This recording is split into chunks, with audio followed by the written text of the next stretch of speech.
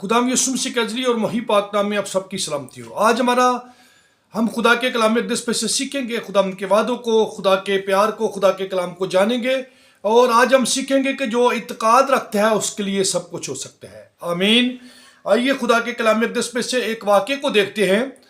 ये हमें मरकज़ के इंजील 9वां बाब और उसकी अगर हम देखें तो ये 14वीं आयत मुबारका से लेकर तकरीबन 29 तक, यानी कि ये 15 आयात पर मुश्तमिल एक वाक़या है। तो कलाम हक में 21वीं आयत मुबारका से लेकर 25वीं तक ज़रा पढ़ेंगे हम। लिखा है कलाम खुदा में कि उसने उससे उसके बाप से पूछा कि ये इसको कितनी मुद्दत से है।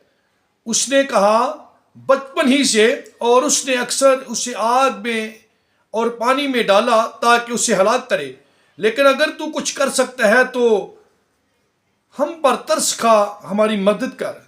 यीशु ने उससे कहा, क्या अगर तू कर सकता है? जो इत्क़ाद रखता है उसके लिए सब कुछ हो सकता है। आमीन। आगे देखें, और उस लड़के के बाप ने फिलफौर चलाकर कहा कि मैं इत्क़ाद रखता हूं, तू मेरी बेइत्क़ादी का इलाज कर। जब यीशु ने देखा कि लोग दूर दूर दौड़ दौड़ कर जमा हो रहे हैं तो उस नापाक रूह को झिड़क कर उससे कहा, आए गूंगी और बहरी रूह, मैं तुझे हुक्म देता हूं, इसमें से निकला और उसमें फिर कभी दाखिल ना हो।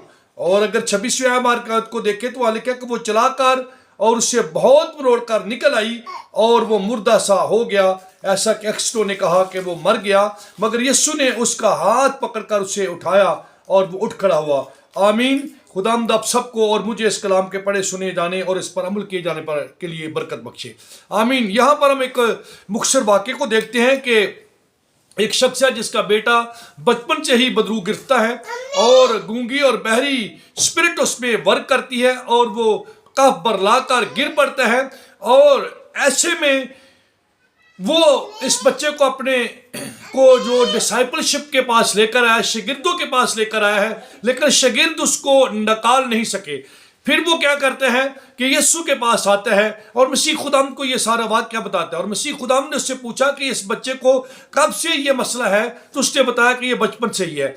और आपने इस सारे पैसेज पे सुना कि खुदाम यीशु मसीह ने उससे पूछा और उसने जवाब दिया। और खुदाम यीशु मसीह ने उससे कहा कि जो इत्क़ाद रखता है उसके लिए सब कुछ हो सकता है। तो मेरे जीजों, उसने कहा, क्या है खुदावन मैं इत्क़ाद रखता हूँ, मेरी काम इत्क़ादी का इलाज कर। मैं ये समझता हूँ कि उस वक्त उसकी काम इत्क़ादी भी जो है इत्क़ाद में बदल गई। और यीशु के नाम में जब उसने बदरू को खुदा यीशु ने उसको हुक्म दिया तो बदरू भी उसकी निकल गई। आज मेरे अजीजों, इस कहानी में, इस वाक़े में मेरे और आपके लिए क्या सबक है? अगर हम भी अपनी मुश्किलात को, अपनी बीमारियों को, अपनी तकलीफ़ों को यीशु के पास लेकर आएंगे तो अगर हमारे लाते वक्त हमारी ज़िंदगियों में भी कमी हो तो वो भी दूर हो जाएगी और जो बीमार होगा वो भी शफा पा जाएगा। ये बीमारी की उम्र चाहे कितनी भी क्यों ना हो, मेरे यीशु के कदमों में वो झुक जाती है, क्योंकि मसीह खुदाम का लाज बल्कि तक यकसा है, वो सबसे बड़ा है